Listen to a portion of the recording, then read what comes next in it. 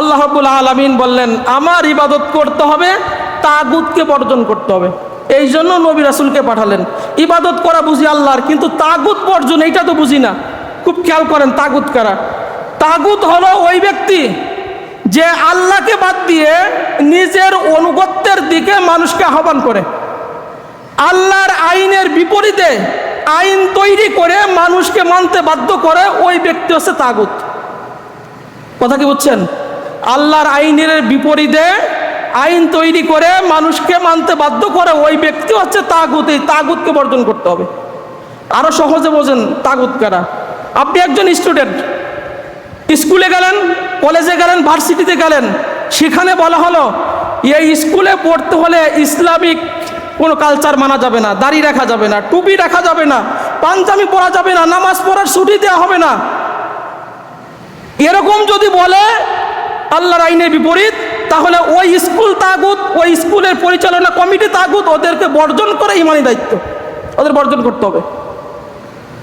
কথা কি বুঝছেন? তাগুত চিনাচ্ছি।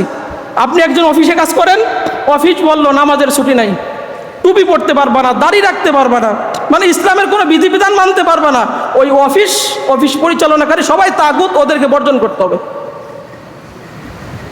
আপনি এমন দল করেন যেখানে নামাজের কর্মসূচি নাই, ইসলামের কোনো বিধিবিধান নাই, যেখানে ইসলাম মানতে আপনার বাধাগ্রস্ত হয়, ওইটা তাগুত, ওইটা আপনার বর্জন করতে হবে। তাগুত কোরআনের ভাষায় 5 প্রকার। 1 নম্বর আছে শয়তান। আল্লাহ তাআলা ইয়াসিনে বলেন ইয়া বানি আদম আল্লাহ তা'বুদু শাইতান। যেহেতু সময় থাকলে বিস্তারিত বলতাম। 1 নম্বর হচ্ছে শয়তান, এই শয়তানকে বর্জন করতে হবে। 2 নম্বর জালিম শাসক, এরা হচ্ছে তাগুত, এদেরকে বর্জন করতে হবে।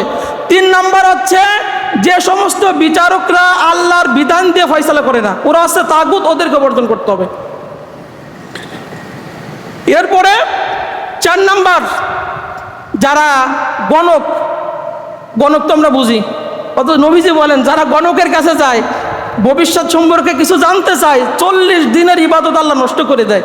আর যদি বিশ্বাস করে এই কোরআন অস্বীকার করলে যেমন গুনাহ হয় ওরকম গুনাহ হবে। যারা গণকের কাছে কিছু জানতে চায়, হাত দেখান, অনেক সময় আপনারা ভবিষ্যৎবাণী হাতে দেখাতে অনেকে বলে, গণকের কাছে কিছু জানতে চাইলেন, বিশ্বাস করেন নাই, এই জানতে চাওয়ার অপরাধ 40 দিনে ইবাদত বন্ধ, সব নষ্ট হয়ে যাবে।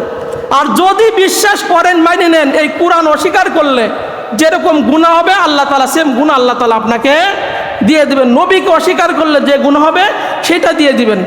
এই সমস্ত এরা হচ্ছে তাগুত, এদেরকেও বর্জন করতে হবে। এরপরে ভণ্ডপীর, ভণ্ড ধর্মের যারা বাপ দাদার পূর্বপুরুষের অনুসরণ করে কোরআন হাদিস বাদ দিয়া, এইগুলো তাগুত, এইগুলোকেও বর্জন করা এইটা আমাদের ইমানি দায়িত্ব। এই জন্য সম্মানিত ভাইরা আমার, আমরা বিশ্বনবী মুহাম্মদ রাসূলুল্লাহ সাল্লাল্লাহু আলাইহি ওয়াসাল্লাম আগমনের মাসে আমরা বলছিলাম নবী কারা রাসূল কারা, পার্থক্যটা আমরা শুরুতে বলছি। এবং নবী এবং রাসূলদেরকে আল্লাহ রাব্বুল আলামিন কেন পাঠালেন, এই রবিউল আউয়াল মাসে আমাদের নবী কেন আসলেন, সেখান থেকে আমরা 6টা কারণ বলছি যে এই উদ্দেশ্য করে আল্লাহ রাব্বুল আলামিন নবী এবং রাসূলদেরকে পাঠাতেন। বাকি কথাগুলো আমরা আগামী জুমায় শুনবো ইনশাআল্লাহ।